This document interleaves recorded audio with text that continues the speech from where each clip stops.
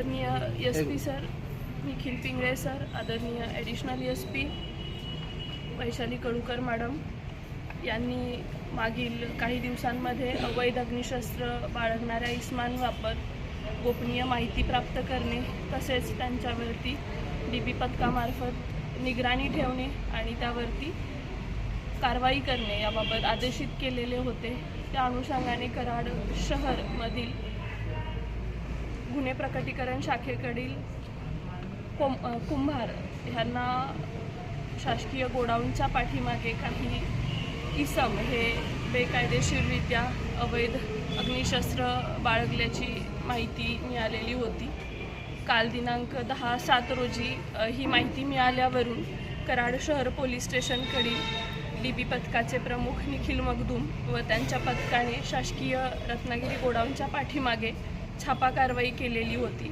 त्यामध्ये अफ्ताब मोमीन वय 24 वर्षे राहणार मुजावर कॉलनी कराड, रेहान मेहबूब शेख वय 19 वर्ष राहणार मुजावर कॉलनी कराड, अमर पाटील वय 23 वर्ष राहणार काले तालुका कराड, ओंकार प्रकाश हिंगणे राहणार येडे मच्छिंद्र तालुका वाळवा या चौघांच्या ताब्यातून एकूण त्यांना 4 देशी बनावटीचे पिस्टल व 8 जिवंत काडतुसे असा एकूण 3,58,000 रुपये किमतीचा मुद्देमाल मिळालेला आहे। सदर कारवाईमध्ये कराड शहर पोलीस स्टेशनचे प्रभारी वरिष्ठ पोलीस निरीक्षक श्री दत्तात्रय दराडे, API विजय गोडसे यांचेसह कराड पोलीस स्टेशनमधील DB पथकामधील PSI मगदूम, त्यानंतर पोलीस अंमलदार सतीश पाटील, संदीप कुंभार, अशोक वाडकर, सज्जन जगताप, अनिल स्वामी, संतोष पाडळे, धीरज कोरडे, दिग्विजय सांडगे, निलेश विभूते, अमोल देशमुख, मुकेश मोरे, मोहसिन मोमीन, आनंदा जाधव,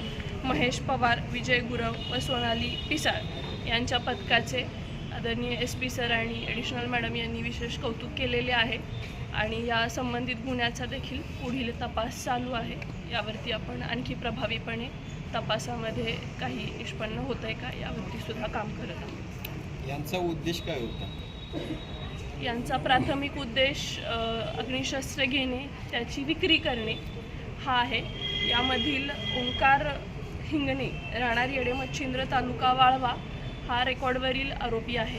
त्याच्यावरती यापूर्वी तासगाव पोलीस स्टेशन, सांगली जिल्हा तसेच मध्य प्रदेश या ठिकाणी देखील आरमॅकच्या संबंधाने गुन्हे दाखल आहेत। आता हे कराड शहरामध्ये घेऊन आलेले होते, कोणाला विक्री करण्यासाठी घेऊन आलेले होते, काय माहिती त्यांच्याकडून आपण आता त्यांच्याकडून आपल्याला त्यांची पोलीस कस्टडी रिमांड मंजूर झालेली आहे 5 दिवसांची। त्यामध्ये आपण त्यांच्याकडून ही माहिती प्राप्त करतोय की त्यांचा विक्रीचा उद्देश होता आणि कोण समोरची लोक आहेत याच्या बाबतीत सुद्धा आपण माहिती घेऊ। ओके।